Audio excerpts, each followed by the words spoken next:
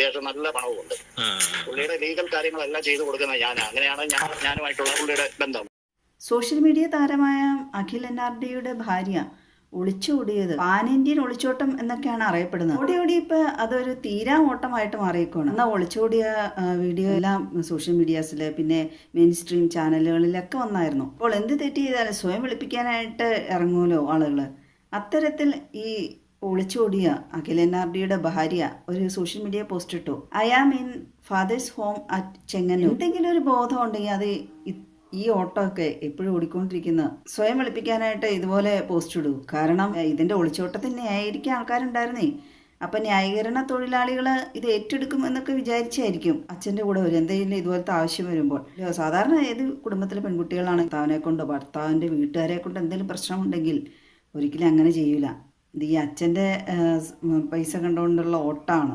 ആ പെൺകുട്ടി ഒളിച്ചോടിപ്പോയ ആ പയ്യൻ്റെ നേതൃത്വത്തോടു കൂടിയാണ് അച്ഛൻ്റെ വീട്ടിലേക്ക് വന്നതെന്നാണ്. ആ പയ്യൻ്റെ വീട്ടിലെ സൗകര്യങ്ങളൊന്നുമില്ല എന്നൊക്കെ ഒരു വീഡിയോയിലൊക്കെ കണ്ടു. ആ പെൺകുട്ടിയുടെ അച്ഛൻ്റെ ലീഗൽ അഡ്വൈസർ ഒരു ഓഡിയോ ഇട്ട് കൊടുത്തിട്ടുണ്ട് റിയാക്ഷൻ വീഡിയോ ഇടുന്ന ഒരാൾക്ക്. അദ്ദേഹം ഈ ഒളിച്ചോടി പെൺകുട്ടിയെ ന്യായീകരിച്ചാണ് സംസാരിക്കുന്നത്.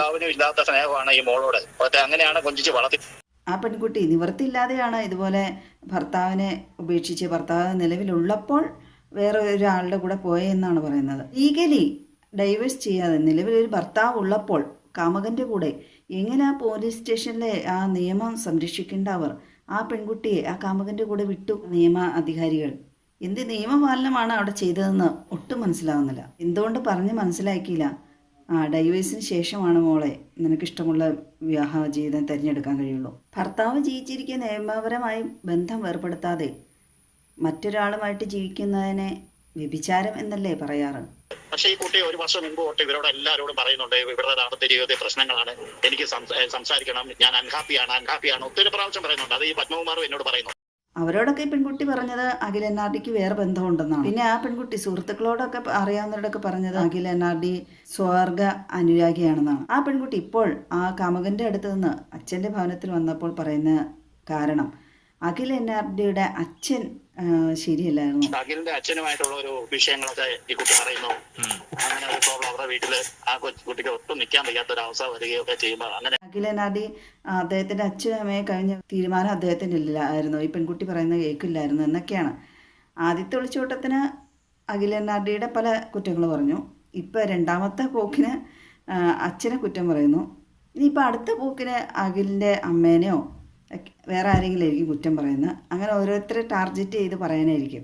അച്ഛനോട് ഈ പെൺകുട്ടി പലതവണ ഈ ഭർത്താവിൻ്റെ വീട്ടിൽ കാര്യങ്ങളൊക്കെ പറഞ്ഞിട്ടുണ്ട്, ഇതുപോലെ പ്രശ്നങ്ങളുണ്ടെന്ന് പറഞ്ഞിട്ടുണ്ടെന്ന്. ഈ അച്ഛൻ എന്ത് അച്ഛനാണെന്നാണ്? അത് അച്ഛൻ തന്നെയാണോ?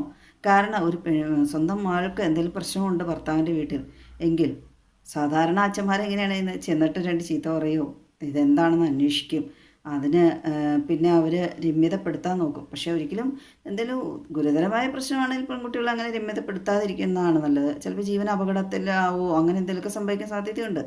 പക്ഷേ പെൺകുട്ടിയുടെ ഭാഗത്ത് തെറ്റുണ്ടോ എന്നൊക്കെ അന്വേഷിക്കേണ്ടതല്ല ഈ അച്ഛൻ്റെ ബാധ്യത തന്നെയാണ്.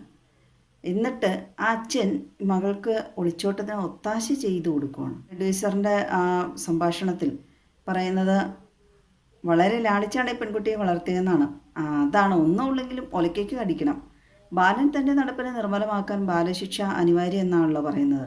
ഇതൊന്നും കൊടുക്കാണ്ട് മകളുടെ ഇത്തരം കുൽസിതങ്ങൾക്ക് പ്രോത്സാഹനം നൽകാൻ സപ്പോർട്ട് ചെയ്യാൻ ഇത്തരം അച്ഛന്മാരുണ്ടെങ്കിൽ ഇങ്ങനത്തെ പ്രവൃത്തികൾ ഇനിയും തുടർന്നുകൊണ്ടിരിക്കുകയുള്ളൂ കേട്ടോ. ഇത്തരം സാമൂഹ്യ വിപത്തിനെതിരെ ശക്തമായ നിയമങ്ങൾ തന്നെ വരണം, നിയമ നടപടികൾ എടുക്കണം. സാഹചര്യം കാരണം ആ പെൺകുട്ടി ഇങ്ങനെയായി എന്നൊക്കെ പറയുന്നതിൽ ഒരിക്കലും ന്യായീകരിക്കാൻ കഴിയില്ല. എത്രയോ സാഹചര്യം മോശമുള്ള പെൺകുട്ടികൾ നല്ല രീതിയിൽ ജീവിക്കുന്നു വിവാഹശേഷം.